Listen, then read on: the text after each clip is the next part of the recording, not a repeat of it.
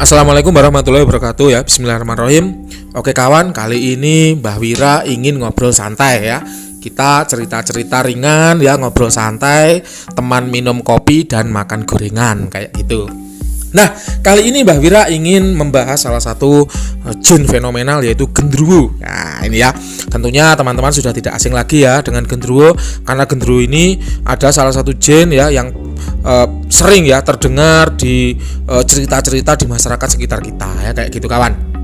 Nah, mulai dari sosoknya dulu ya. Genderuwo ini disosokkan sebagai makhluk hitam besar, tinggi dan berbulu lebat. Ada orang yang mengatakan katanya mirip gorila, ada orang yang mengatakan mirip monyet ya, ya boleh-boleh saja ya. Yang penting jangan bilang ini mirip Om Yang ya, karena apa, Om Yang itu rasnya beda ya, itu ras elit, ras khusus ya. Kalau Om Yang disebut genderuwo, aduh tersinggung saya ya. Kasihan Om Yangnya, bukan kasihan genderuwonya ya. Kalau genderuwonya nggak kasihan. Nah, genderuwo sendiri ya, untuk membahas masalah genderuwo ini Mbah Wira akan bercerita dari sisi pengalaman ya, pengalaman pribadi selaku praktisi. Kemudian saya juga akan unboxing dari kitab ya, yaitu kitab Jagat Lembut, dan juga dari kitab Padepokan, salah satu padepokan supranatural di Jombang ya. Oke, ini dari kitab dulu ya, dari kitab dulu. Genderuwo merupakan salah satu golongan makhluk astral yang menghuni tanah Jawa. Wujudnya seperti kera besar nan kekar yang sekujur tubuhnya berwarna hitam legam dan ditumbuhi banyak bulu, juga bermata merah. Jadi memang dikatakan bahwa genderuwo itu seperti itu ya. Seringkali genderuwo itu hanya menampakkan matanya saja ya, besar sebesar piring, dan jumlahnya ada 2, melotot warnanya merah. Itu juga genderuwo ya. Seringkali genderuwo itu berwujud bayangan ya, jadi sosok hitam besar tinggi. Nah, itu juga bisa genderuwo ya. Atau seringkali hanya dari bau ya, dari bau. Bau genderuwo itu seperti singkong rebus ya. Kadang tiba-tiba tercium singkong rebus padahal sedang tidak ngerebus singkong. Nah, itu juga bisa, itu adalah genderuwo. Kadang genderuwo itu ngencingi ya, tiba-tiba bau amis sekali ya. Tiba-tiba kita lewat sebuah pohon ya, padahal pohon itu di hutan ya, nggak ada orang yang lewat, nggak ada orang yang kencing di situ, tiba-tiba apa, kalau bahasa Jawanya itu gembrajak begitu ya, apa dari atas itu kayak ada air netes begitu, baunya pesing. Nah, itu juga bisa genderuwo ya. Atau kalau nggak gitu, genderuwo itu juga seringkali menampakkan diri ya, usil dengan cara apa, melempar kerikil ya, melempar kerikil ya, baik itu ke kepala atau ke atas genteng. Itu juga ulah genderuwo. Jadi kadang-kala lewat ya di suatu kuburan atau di sebuah kebun yang luas, tiba-tiba kepala kayak dilempar kerikil ya, kerikil kecil. Nah, itu bisa jadi penampakan genderuwo yang sedang usil ya, kayak gitu guys. Nah, itu tadi adalah beberapa penampakan genderuwo ya.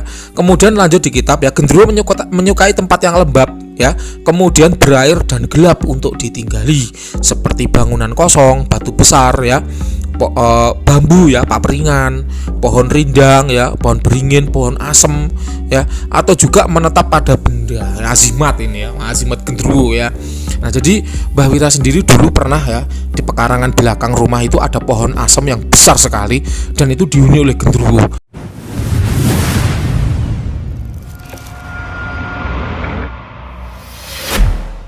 Jadi genderuwonya itu ada di atas pohon asem itu, dan sering kencing ya. Kenapa kok Mbah Wira bilang sering kencing? Karena sering berbau pesing. Padahal Mbah Wira tahu sendiri ya, di dalam pekarangan, kan pekarangan itu dikelilingi oleh tembok ya, itu nggak ada yang melompat, nggak ada yang kencing di situ, tapi kok sering bau pesing. Nah, itu tadi memang sering ada genderuwo. Jadi pohon asem itu dulu sering banyak anak yang luru asem ya, luru asem. Jadi sebelum di tembok itu sering banyak ya anak yang luru asem itu mencari asem-asem Jawa ya, yang jatuh di bawahnya. Nah, itu dari atas itu seringkali dilempari kerikil dari atas ya, kayak gitu.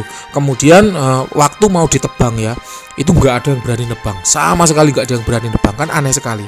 Nah, kemudian dipanggil lah ya salah satu tokoh masyarakat yang memang pekerjaannya dia adalah penebang pohon dari zaman dulu kala.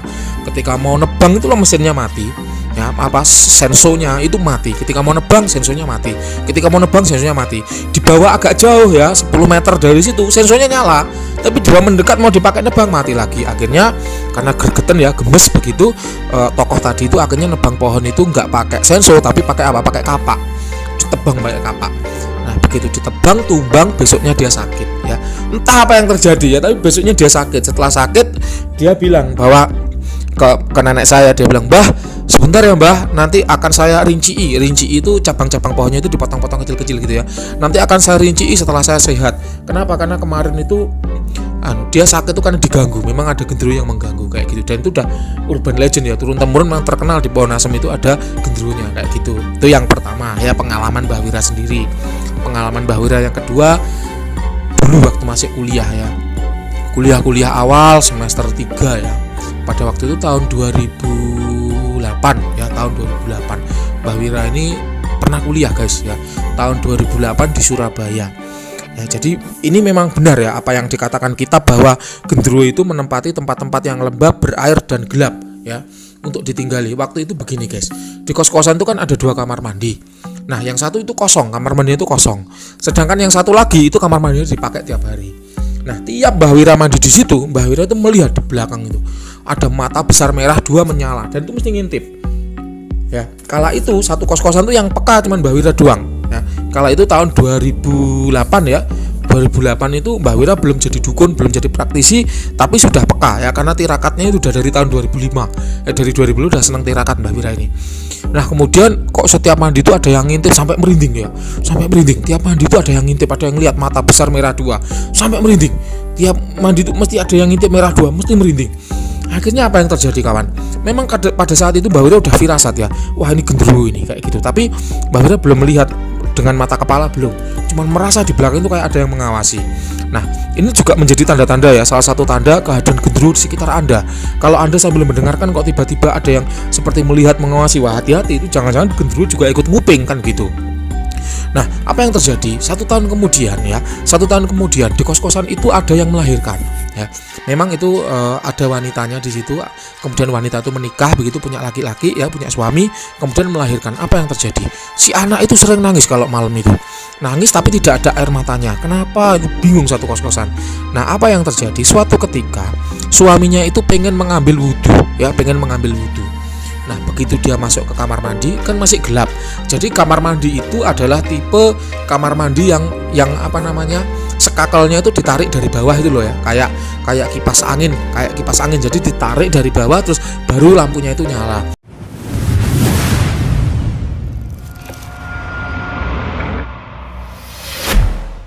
Jadi harus masuk ke dalam kamar mandi dulu, masuk ke kamar mandi, ditarik talinya, baru lampunya itu nyala. Apa yang terjadi ketika suaminya itu pengen ngambil wudhu masuk ke kamar mandi? Ketika dia megang tali lampunya itu, dia mendongak ke atas. Memang ketika mau ditarik dia mendongak ke atas. Si genderuwo itu nangkring di kabel talinya itu. Loh kok bisa ya? Bisa, nyatanya bisa. Entah itu dia nempel di langit-langit atau memang dia bergelantungan di kabelnya lampu, kurang tahu juga Mbah Wira.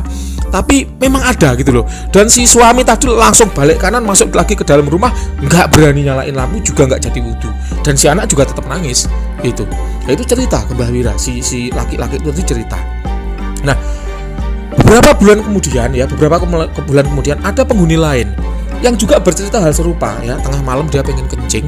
Nah begitu dia buka pintu belakang mau ke kamar mandi kan ada pintunya, buka pintu belakang, badalah si genderuwo itu langsung berdiri ya di depan pintu itu. Jadi ketika dia buka pintu, badalah langsung kelihatan, si genderuwo itu langsung kelihatan berdiri di depan pintu. Dia kaget, akhirnya balik kucing masuk ke kamar, akhirnya apa, kencing di botol aqua. Itu bener ya ceritanya, dan kencingnya ada waktu itu saya juga lihat ya. Saya kira ini apa kok kuning-kuning, apa jamu, apa madu. Kalau madu kok encer, kalau jamu kok gimana gitu ya. Oh ternyata itu air kencing dia, nggak dibuang ya sama dia, karena ya itu tadi, lihat genderuwo dia kaget ya, lihat genderuwo dia kaget. Jadi memang bener ya, genderuwo itu ada, itu memang bener. Bagi Anda yang tidak percaya genderuwo ya nggak apa-apa, namanya kepercayaan itu kan nggak bisa dipaksa ya. Kalau nggak percaya nggak apa-apa, nggak usah ya, nggak usah dipaksa untuk percaya. Nah bagi Anda yang percaya, nah ini Kak saya berbagi cerita ya, Mbah Wira berbagi cerita pengalaman seputar genderuwo kayak gitu guys. Nah ya, nah oke, saya akan bercerita lagi. Ini pengalaman di dekat sini di desa saya ya. Genderuwo, kitab mengatakan ya, genderuwo mempunyai kemampuan untuk berinteraksi dengan manusia ya. Dia juga bisa berubah wujud menjadi fisik manusia kemudian menggoda manusia. Hal ini bertujuan untuk cabul ya, untuk cabul. Kadang juga memberikan nomor judi, pesugihan, pengasihan dan ilmu-ilmu tertentu. Ini benar guys ya. Jadi memang seringkali ya ada kasus genderuwo itu nyaru itu berubah wujud menjadi laki-laki, menjadi suami ya. Kemudian dia menggauli istri dari orang yang disaru itu ya. Di sini di tempat saya ini saya menjumpai 2 kali ya, 2 kali. Sekali itu ada di daerah Sanan Kulon namanya ya, Sanan Kulon Kabupaten Blitar. Itu pernah ada wanita yang dicabuli sama gendruwo. Jadi suaminya itu pergi waktu itu. Nah, malam-malam pergi, entah petugas apa gitu, saya kurang tahu. Kemudian tidak lama kemudian suaminya itu kembali. Nah, ketika kembali dia minta jatah untuk hubungan badan. Nah, setelah itu ketiduran, paginya suaminya itu kembali lagi. Loh, ditanya kan, loh kok balik lagi? Loh, memang saya belum balik. Loh, lalu bingung akhirnya. Nah, ternyata benar ya, itu adalah gendruwo, dan itu kejadian beberapa kali. Ya, sampai beberapa kali. Memang katanya, konon katanya ya, saya juga tidak berharap mengalami ya. Konon katanya permainan seksual gendruwo itu sangat panas dan sangat liar dan sangat memuaskan, sehingga banyak orang ya, ketika wanita itu sudah mengalami hubungan seksual dengan gendruwo, dia menjadi frigid ya, menjadi tidak bernafsu dengan laki-laki, sehingga kemudian hubungannya dengan suami itu jadi hambar. Ketika hambar kemudian akan memicu pertengkaran. Ketika bertengkar maka kemudian cerai. Ketika cerai ya udah jadi langganannya gendruwo terus. Kayak gitu. Memang hubungan seksual dengan jin itu kenikmatannya konon katanya memang berkali-kali lipat ya, berkali-kali lipat dibanding dengan hubungan seksual dengan sesama manusia ya. Jadi ngeri, tapi nggak usah dicoba ya, nggak usah dicoba. Nah, gendruwo tidak hanya menyaru sebagai laki-laki ya. Saya pernah diceritain kiai ngaji saya dulu ya, kiai ngaji saya waktu kecil, ada juga gendruwo wanita. Gendruwo wanita itu sosoknya ya tinggi, besar, hitam ya. Kemudian mohon maaf ya, payudaranya itu menggantung sampai bawah ya.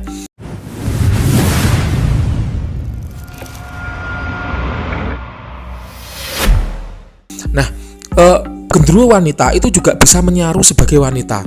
Kemudian dia berhubungan badan dengan suaminya. Jadi kalau gendruwo laki-laki itu menyaru sebagai suami, kemudian berhubungan badan dengan si istri. Nah, kalau gendruwo wanita itu menyaru sebagai istri, kemudian berhubungan badan dengan si laki-lakinya, si suaminya. Nah, ceritanya begini kawan. Ini juga terjadi di dekat saya sini ya. Jadi begini. Kala itu ada sepasang suami istri yang bekerja di pasar sebagai pedagang ubi ya, pedagang singkong. Yang istri itu berdagang di pasar A, yang suami berdagang di pasar B. Pada suatu ketika ya, entah kenapa si suami ini dagangannya itu laris terus, cepet habis. Pokoknya sekarang kulak, jualan berangkat ke pasar, baru datang udah banyak pembeli, cepet habis. Nah, kalau pembeli itu dagangannya habis, kalau penjual itu dagangannya habis, apa yang dia lakukan? Pulang kan otomatis ke rumah. Jadi si suami ini sering pulang cepat ke rumah itu. Nah, tidak lama kemudian setelah si suami ini pulang, si istri juga akan pulang. Dan kemudian terjadilah pergumulan panas di antara mereka. Kayak gitu, dan itu terjadi selama beberapa bulan. Si suami itu tidak sadar kalau yang digumulinya itu adalah gendruwo. Kayak gitu ya. Jadi mesti berangkat bareng ya, suami istri berangkat bareng, si istri ke pasar A, si suami ke pasar B. Kemudian si suami itu dagangannya laris manis, si suami cepat pulang, tidak lama kemudian istrinya pulang, kemudian bergumul hebat. Memang salah satu ciri ya, ketika manusia itu dicintai oleh gendruwo, maka ya harta tahta wanita, salah satu di antara ketiganya itu pasti sukses ya. Termasuk si pedagang ini hartanya yang sukses. Kenapa? Karena berjualan sambil direwangi atau perewangannya gendruwo kayak gitu. Nah, suatu malam Jumat begitu, dia ikut yasinan di tempat kiai saya tadi. Nah, setelah yasinan dilanjutkan dengan pengajian. Nah, ketika itu kiai saya ini kok merasa sesuatu yang aneh dengan laki-laki itu ya. Nah, kemudian laki-laki itu dipanggil, "Mas, Rene Mas," gitu. Ketika dipanggil, "Apa Pak Yai?" Dikasih garam. "Engko lek mulih ya, atau nanti kalau pulang, uyah iki sebaren jek sekeliling omahmu, terutama di depan pintu dan di depan jendela. Jadi kalau kamu nanti pulang, garam ini sebar di sekeliling rumahmu, terutama di depan pintu dan di depan jendela." "Loh, ada apa Pak Kiai?" Si laki-laki tadi, "Kamu diganggu gendruwo," kayak gitu. Si Pak Yai bilang gitu. "Nggih Pak Yai, sendika dawuh." Kemudian si laki-laki tadi pulang. Dan benar, sebelum dia masuk rumah ya, rumahnya itu dikelilingi sama garam tadi itu ya. Kemudian terutama di depan jendela dan di depan pintu disebari agak banyak. Kemudian dia cuci tangan, cuci kaki, masuk ke dalam rumah. Ketika masuk ke dalam rumah, dia lihat istrinya tertidur. Kemudian dia masuk ke dalam kamar. Apa yang terjadi? Dia lihat istrinya itu ada dua. Jadi benar-benar mirip seperti istrinya, tapi ada dua. Tidur berdampingan. Istrinya tidur di utara, yang satu lagi tidur di selatan, tapi benar-benar mirip istrinya. Persis sama dua seperti istrinya. Apa yang dia lakukan? Dia rogoh kantong tadi, dia lempar sisa garamnya tadi ke muka istrinya tadi. Dan salah satu dari istrinya itu terbangun kaget, dan yang salah satu menjerit. Kemudian setelah menjerit dia merayap di tembok, naik ke atas ya, plak plak plak plak, begitu naik ke atas. Setelah di atas dia menjulurkan lidahnya, dan ternyata lidahnya itu panjang katanya. Setelah menjulurkan lidahnya, kemudian dia lap gitu, hilang lewat angin-angin. Kayak gitu guys. Nah itulah ngerinya genderuwo. Ini pengalaman nyata ya, pengalaman nyata. Mbah Wira tahu sendiri ya dari kiai ngaji saya dulu waktu kecil ya, kayak gitu. Nah sekarang masuk bagian terakhir ya, Lalu bagaimana ya cara cara menangkal genderuwo ini? Mudah ya.